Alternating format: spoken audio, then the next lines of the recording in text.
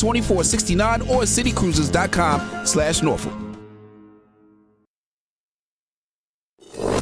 It's now time for On the Line with Cheryl Wilkerson. The conversation will range from local dialogue to international. This show is meant to enlighten, inform, and to inspire. On the Line with Cheryl Wilkerson begins now. Hello and welcome to On the Line. Yes, I'm your host, Cheryl Wilkerson, on this Sunday morning. Thank you for joining me. We have a lot to talk about today. As usual, we're going to get the show started today with a young man that wants to talk about what's going on in the community here in Hampton Roads.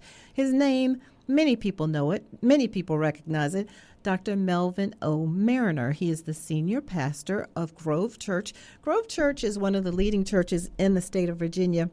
Not only does Grove take care of your spirit, your religious life, if you want to call it that, but they also take care of what is going on, in the streets, your whole entire life. And to that we say, welcome to the program.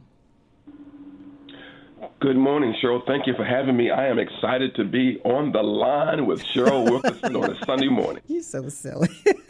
Okay, well, we are glad to have you. Now, those are probably the only smiles we'll have for a while because we have to talk about some serious business. You would agree? Absolutely. Something that is germane to the future and health of our community and our community at large. So first, let's start with Grove Church. Where is Grove Church located? Grove is in the Churchland section of Portsmouth, Virginia, about half a mile from the Suffolk city line, half a mile from the Chesapeake city line. So we're located at 5910 West Norfolk Road, again, in the Churchland section of Portsmouth, Virginia. And how long have you been there leading Grove? Oh, wow. Man, it's time to retire. I've been there 35 years this year, and it has been an exciting journey of holistic empowerment, not only for the people, but for me primarily, because I've grown, and I think that's important. That every leader grows from where he or she leads and where she serves. And so I have grown tremendously. I'm thankful to the people. And while you're speaking of leading, that's exactly what the main topic of our conversation is today. You are leading a rally because you are tired, and Grove is tired of what's going on with their young people in these streets. Is that correct? That is, and it's so loaded. It's so the ambiguity that goes along with the statements about our community, and I want to just kind of maybe clarify some things about what Grove is doing, because it's just not Grove. Grove is a very minute part of what's happening in our community, trying to bring some sense of transformation to a segment of our society that is in trauma. And I think, Go ahead, Cheryl. I don't think many people would think of it like that. That gives some people a new perspective to think about it, because most people would say, oh, they're out there in the streets acting up. They're not thinking about they can be transformed. They're not thinking about the trauma that the victims and the perks are going through. Absolutely. And I really want to say, again, Grove is partnering with so many other organizations. It's faith-based, but it's also community-based, where we're bringing in every aspect. There's a small segment of our community, the Black community, that are mishandling their trauma, their usefulness, their future potential. And I want to make sure we understand that within the Black community, we have a host of people who are doing and contributing in a great way. They're graduating. They are in trade school. They're getting their GEDs. They're fighting the fight against certain brutalities in our community. So, again, I'm speaking about a very small segment that usually gets the greater attention from the media. Should it? Should they get the greater attention from the media? Well, I think that there should be shared responsibility. And what I mean by that, our community is not just one-dimensional. we have some ills, we have some great things that are happening, and usually the things that get the most attention are the things, of course, that usually draws the most attention, and that's unfortunately crime in some areas. But again, and that's our focus right now. We are leaving the 99 safe people, and we're going after the one who's lost. And I think for me, that is not only biblical, but it's a part of my humanitarian desire and effort to save as many as we can. I would love to have you in a room with some people that I know, because they are people that think that you go to school, you do the right thing, you pay taxes, you provide for your family, you don't get into trouble with the law. I do that, so why aren't they doing that? So I don't have any sympathy for them. I don't understand their trauma. I don't understand when you're talking about them in that manner, almost as though you have compassion for them, because in my world, you do right, everything's all right. You do wrong, it's going to end up wrong. You understand what I'm saying? I do understand that your philosophy may not transcend into the reality of some people, because, you do right doesn't always guarantee that right things will come your way. Correct. But you do right because it is simply right to do, and there is much merit in the process of life and not just the outcomes. The outcomes may not be what I want, but I followed the process that gave me a sense of,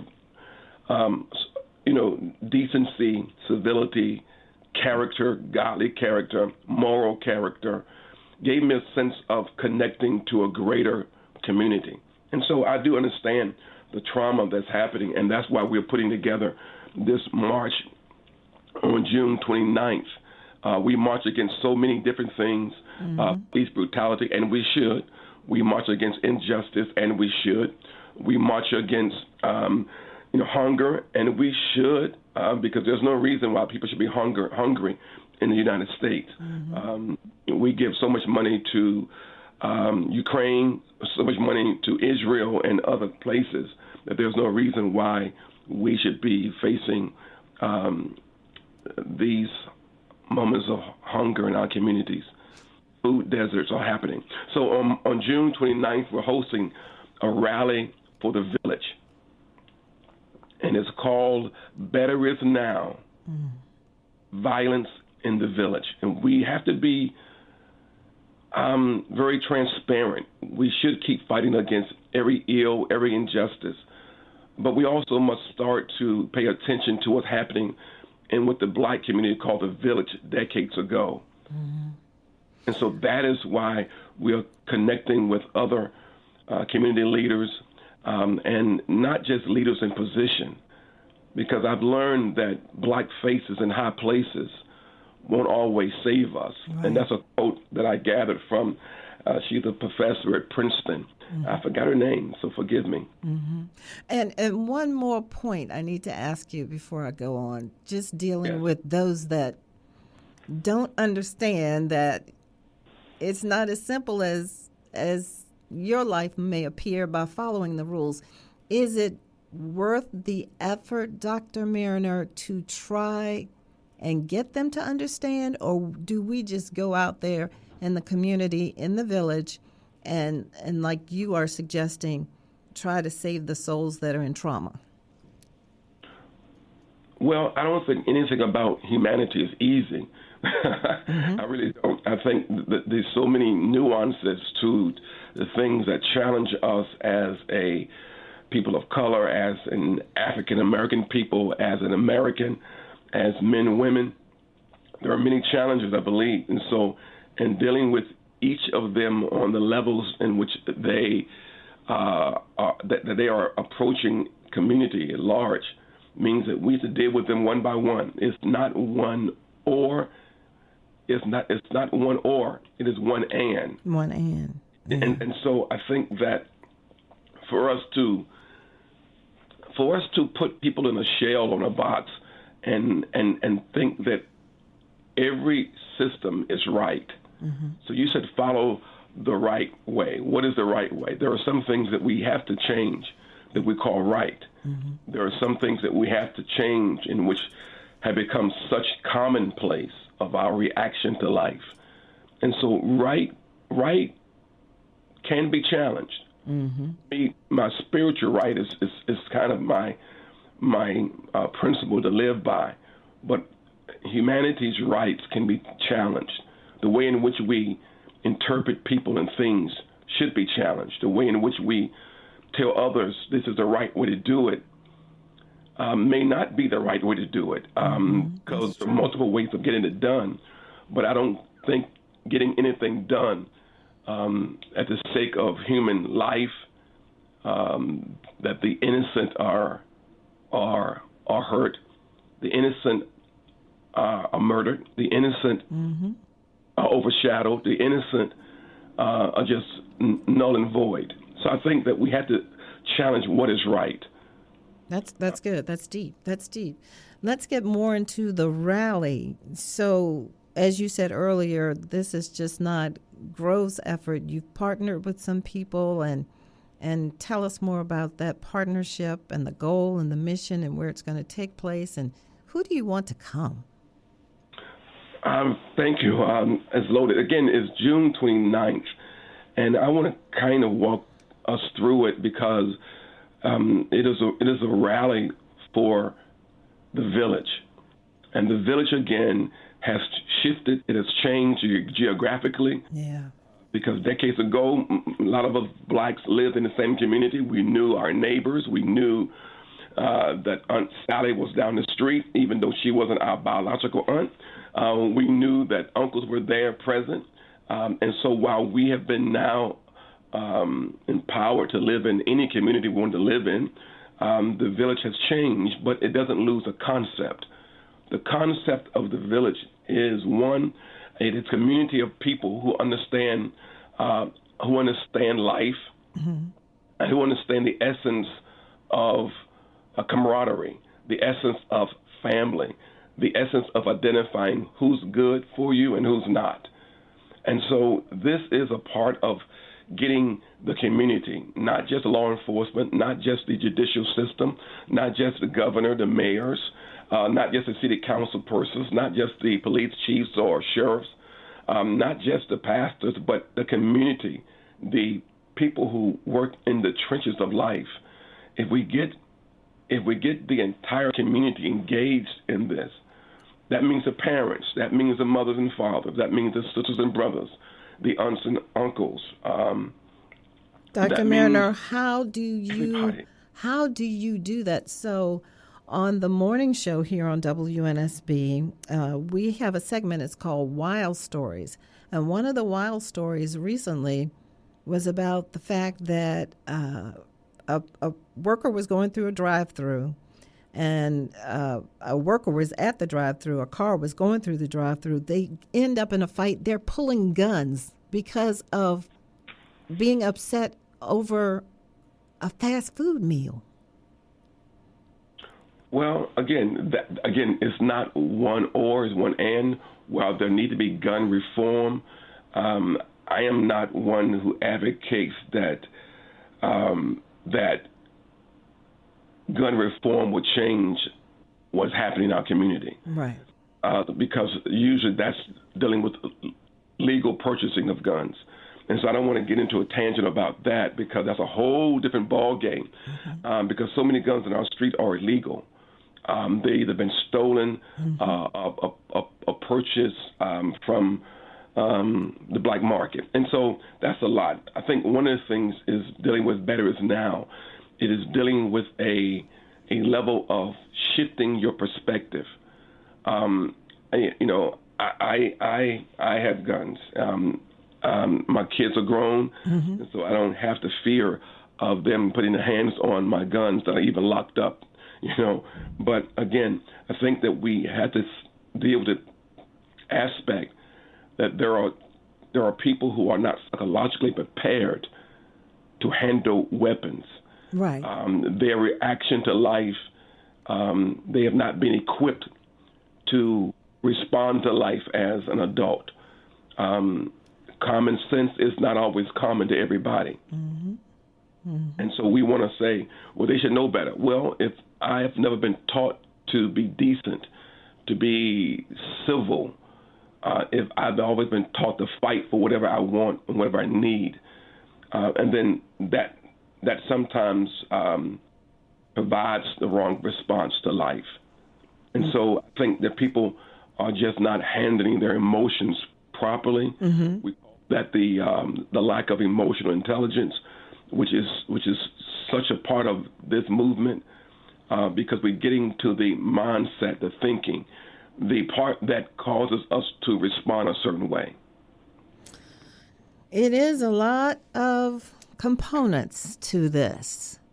And so many times we are hearing now that young people are requiring mental health days, where you and I might say, what are you talking about, a mental health day? We never had that, and we came out just fine. We weathered the storm. We made it through.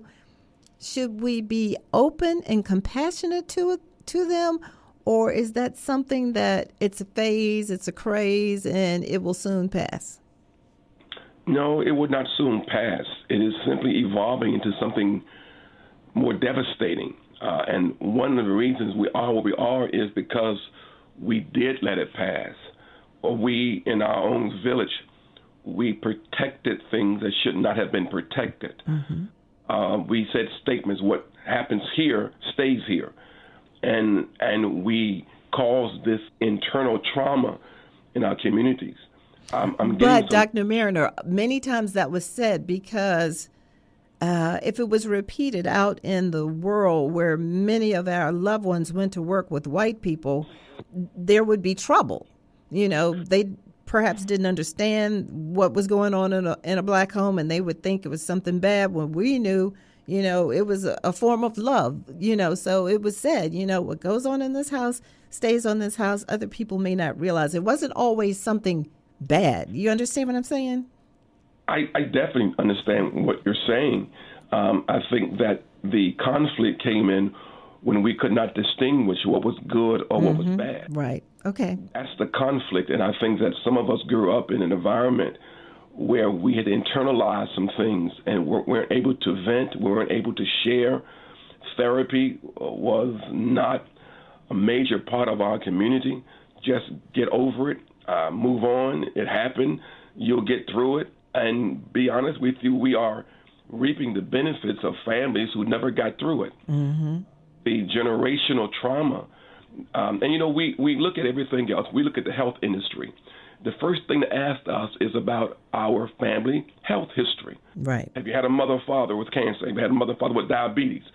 And they go back and they look at our ancestors and say, well, most likely you are prone to have these generational things, genetics. We do the same thing when it comes to mental health counseling. The first counselor asks you, well, tell me about your childhood. And so when we deal with trauma on an environmental level, we deal with trauma on a psychological level, on a level that is often violent in some senses, we have to go back and look at history. What happened in our families that robbed us of the potential in which we should have had. And again, I'm talking about a very small segment of our community that's causing havoc and breaking the hearts and hopes of family members. And you know, I call it black on black crime. And I get a lot of pushback. Right, I'm sure you do, yeah. I get a lot of pushback, but that's what I'm addressing. I'm addressing what we are now internalizing and doing to ourselves. And there are many contributing factors to that. We can go back to Jim Crow, slavery. We can deal with those things. But at some point, we have to face the reality that we must confront what's happening in our own black communities. We are killing the people we know. And we are doing that because of so many different factors, not just one factor. So many things are going into that. Absolutely. And I agree with that. So I'm not looking at all the factors at the moment. I'm looking at reawakening the village, the community at large, especially the parents, the aunts and uncles, the girlfriends, the boyfriends, the cousins. that we all have a part to play in strengthening and redefining what our village looks like. If we don't, we will continue to have violence, homicides, suicides in our community that will go unnoticed. The only notice we see is on the news. And we have a funeral, rest in peace, with the T-shirts. But we have to speak truth to power and say enough is enough in a loving way, not to condemn them, but to ask them, how can we help you? How can we help you walk and grow your own emotional intelligence, which means self-awareness, and self-management is so important. And so there always will be contributing factors for why we do good and why we do wrong. So this June 29th rally is about, we need everyone, not just replacing police chiefs. I never thought that really worked in every city. You know, crime is up, we get a new police chief. Why are we holding police chiefs accountable for the totality of crime? Why are we holding judicial system? I mean, judicial system is broken. Let me slow down. The judicial system is broken, but it is what we have. And we have so many African Americans, people of color, on the bench in the judicial places that are doing great things. But it can't be just those people, police chiefs, city council, mayors, even pastors. The community at large, my sons, my daughters, my nieces, my nephews. I am talking with Dr. Melvin O. Mariner. He's the senior pastor of Grove Church in Portsmouth, and we're talking about a rally that is coming up. It's coming up on the 29th. What time is the rally, Doc? The rally, we start to gather at 8, and the information, the gathering at 8 o'clock at 1345 Court Street, which is the Portsmouth Court Complex in Portsmouth. And we're doing it in Portsmouth not because we don't want other cities to come in. We're doing it in Portsmouth because Portsmouth has the majority of African Americans in this city. I think it's 51% population. And we're just doing it there. But every city is facing crisis in some sense. Yeah. And so June 29th, we'll gather at 8. The march will start around 9 to 9:15, and we're walking about a mile to the Atlantic Union Bank Pavilion that is owned by the city of Portsmouth. And we're looking for, I would love to have thousands of people. People must make this important, not because of Melvin Mariner, but because of the trench workers who've been out here and they've been gone unnoticed. And they've been doing the work. And let me just say this, people say, what are churches doing?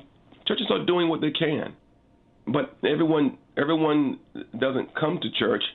And when we go to communities, for example, we have been to almost every community in Portsmouth, every public housing area. And we try to give them, emotional intelligence classes, parenting classes, debt reduction, how to respect and honor your money. The little you have can earn you much more. But we don't get the people out that we need who really need to hear it. And so it doesn't mean we stop. It means that we take a different route. And so we have tutorial programs at our churches in most every city. We have food banks at our churches at every city. But we must do more in our efforts with each other. Do more with their efforts with each other. Okay. So I know it's a lot going on. I just really appreciate you giving us this moment. But so June 29th, we'll gather at 8. We'll start to walk around 9:15. We're expecting over 500 people. We really, our goal was over 1,000 because people need to know that we care. Our youth in trauma need to know that we care enough to say enough is enough, that we are here to help guide you, we're here to forgive you, and we're here to help you prepare for your future. First of all, you have a future. Well, I would think that is not, in this microwave society, I would think that is not easy, but we shouldn't look at things as trying to be easy, because if somebody has never had anybody and then they say, oh, here's somebody, I care about you, I don't think, correct me if I'm wrong, I don't think people are going to easily just believe you all at once or trust you all at once. I think that they might push back because I've been this way this long, nobody ever cared. Why should I believe you cared? Well, I must agree with some of them. Some people make excuses for simply stay in their own negativity. Some people have been so conditioned to live with negativity, to live with skepticism, that's all they know. And so we have to earn the right to be heard. Just because we have a position doesn't mean we have influence. Just because we have a position. Okay. Yeah. So we can't just assume because I'm a pastor, people will listen to me. I haven't earned the right in some communities and with some people for them to listen to me. The same thing with everyone else in leadership. So just because we occupy positions doesn't mean that we are people of influence. So if we are attempting to soften someone's heart to show them a different way, we have to have patience. Not only, yes, patience, but also speak truth, that some of them were trained into trauma. Some of them were trained to be this way.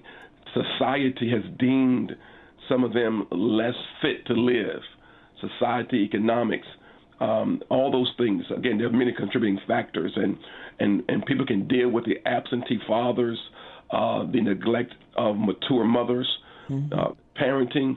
There are so many contributing factors. We can deal with our society that deals more with statues than changing statutes. And so we move on. Removing statues doesn't eradicate how I feel about myself. We only have a few minutes left. I want to ask you this. How will you know on June the 30th that June the 29th, the rally, Better Is Now, Violence in the Village, how will you know that has been a success? Well, I think a success when we start to wake up community people, not just community leaders. When we wake up the individuals who live in the same homes with those who are stealing, robbing, murdering, committing a sense of genocide, committing a sense of potential genocide, future genocide. I think that what happens is that the community will say, we love you enough to change for you, because we must change if we want them to change. We must change the way in which we deal with them and our methods, the way in which we speak about the generations that we want to save. We can't keep demoralizing them and being negative about their dress and their speech, and then think that we're going to earn the right to be heard. And so if I can quickly, I know time is moving, but again, Better Is Now is a movement that deals with not my environment. It transcends environment. Better Is Now is a mindset. It is shifting your perspective. Before I get the new job, my mind believes I can do it. Before I win, my mind believes I can run in the race. Before I can achieve it, my mind says set goals. So before I see a manifestation of anything, I must have my mind believing in the possibility that anything good can happen in my life. So Better Is Now is about Black people becoming CPAs. That means not certified public accountant, but Black people understanding Black consciousness, Black pride, and Black accountability. Accountability. We have 1 minute left. Can you please give us all the details once again so everyone can meet you out there? I appreciate you so much. So Better Is Now, in conjunction with other civic leagues and community leaders, those in law enforcement, the judicial system. Better Is Now, June 29th, we're meeting at 1345 Court Street, which is the Portsmouth Court Complex. We're walking to the Pavilion, less than a mile, and it's about violence in the village. We're paying special attention to what we're doing to ourselves, that we might change the trajectory of our future and say our future can be much better than our past. Much better. Dr. Melvin O. Mariner, Senior Pastor, Grove Church, right there in Portsmouth. Thank you so much for joining us today on the line. Some powerful words and some things for people to think about. So I so appreciate that, and the fact that you said that we must change, because people never want to change. They always want to change somebody else, but we must change. So I thank you for that, and I know this rally is going to be a huge success. Thank you so much for who you are and what you bring to our community. Thank you. And as always, I want to thank you all for listening. Behold the green and gold.